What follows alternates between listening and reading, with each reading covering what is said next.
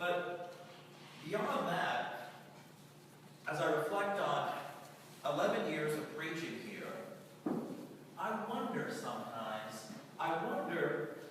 if the homilies that I share with you aren't a little too simple.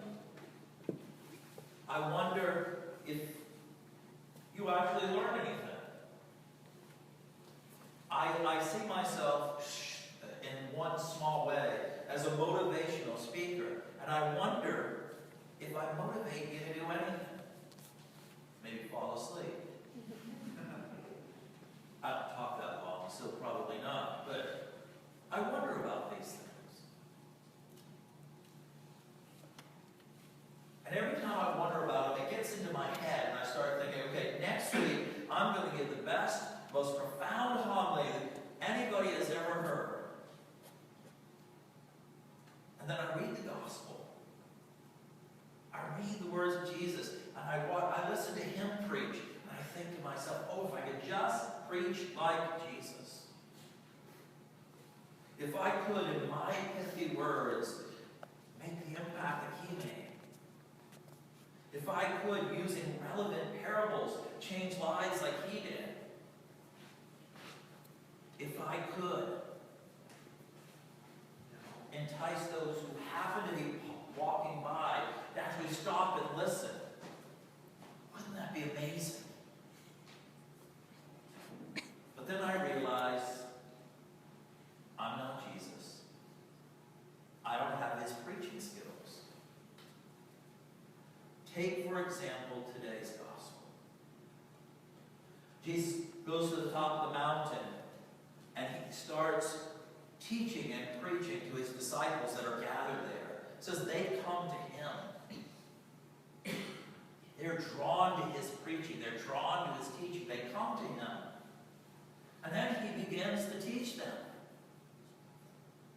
And the teaching is not complicated. It's not simple, but it's not complicated. Tonight I'm going to actually teach you something. What does blessed mean? Anyone? Anyone? Bueller? I go for the obvious.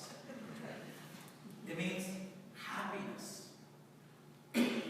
It means happy. Jesus would have actually, instead of saying, blessed are the poor in spirit, would have said, happy are the poor in spirit. Happy are those who mourn. Happy are peacemakers. Happy are the meek and humble. Happy are you when you are persecuted for my sake. And we would look at Jesus and say, what is wrong with him? Happy are those who mourn the loss of a loved one. Happy are those who are called to be peacemakers in a world that desperately needs peace. Happy are the meek and the humble.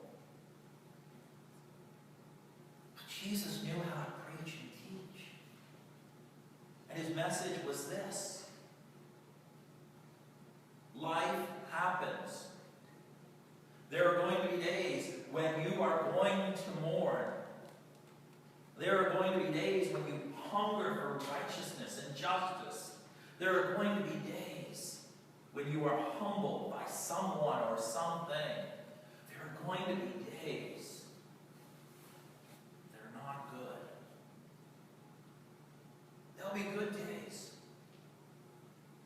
But life happens. And we're called to live it to the fullest. And so Jesus says, happy are those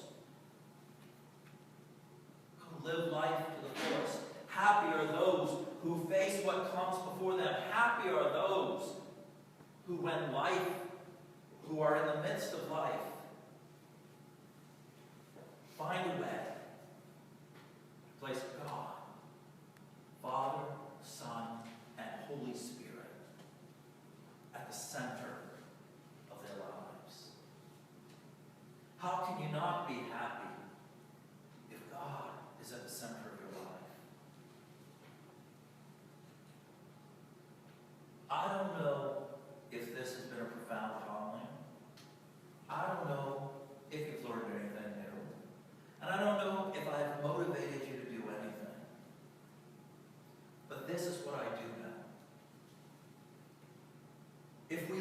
Jesus,